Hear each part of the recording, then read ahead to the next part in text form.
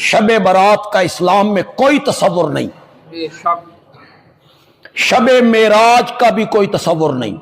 پھر ایک دفعہ نوٹ کریں، جن لوگوں نے موضوع روایتیں بنانی ہیں، نبی پاک پہ جھوٹ باندھنا ہے، باندھتے چلے جائیں، ان کی مرضی ہے۔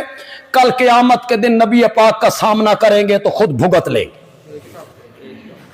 پوچھ جب ہوگی کہ تم نے یہ نبی پاک کے ذمے کیوں لگائی یہ بات، تو وہ جواب اپنا سوچ لیں۔ دیکھیں، کوئی معتبر روایت نہیں ہے کہ معراج کس مہینے میں ہوئی، کوئی معتبر روایت، کسی مہینے کے بارے میں، کسی رات کے بارے میں۔ کسی کا دل مانے یا نہ مانے، مجھے گالی نکالے، اس کی مرضی ہے۔ بات یہی ہے جو بندیالوی کہہ رہا ہے۔ کسی کے پاس ثبوت ہے، کسی حدیث میں لاؤ۔ کوئی معتبر قول ہے کسی صحابی سے لے آؤ۔ معتبر قول کوئی نہیں ہے، مختلف اقوال ہیں۔ رجب کا مہینہ تھا، رمضان کا مہینہ تھا، ربیع الاول کا مہینہ تھا، رات کون سی تھی، کوئی تعین نہیں ہے۔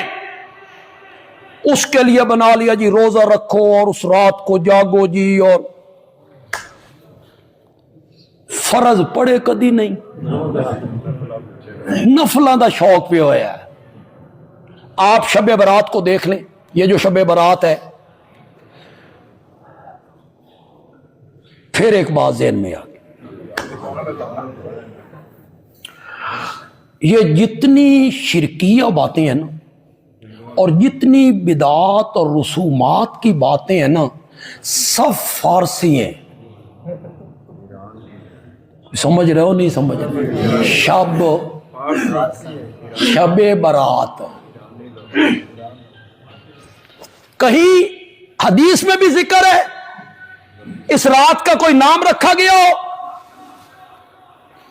وہ جتنی روایتیں ہیں ان پر جرح ہے، کوئی روایت پائے تکمیل کو نہیں پہنچتی، کوئی سند اس کی صحیح نہیں ہے۔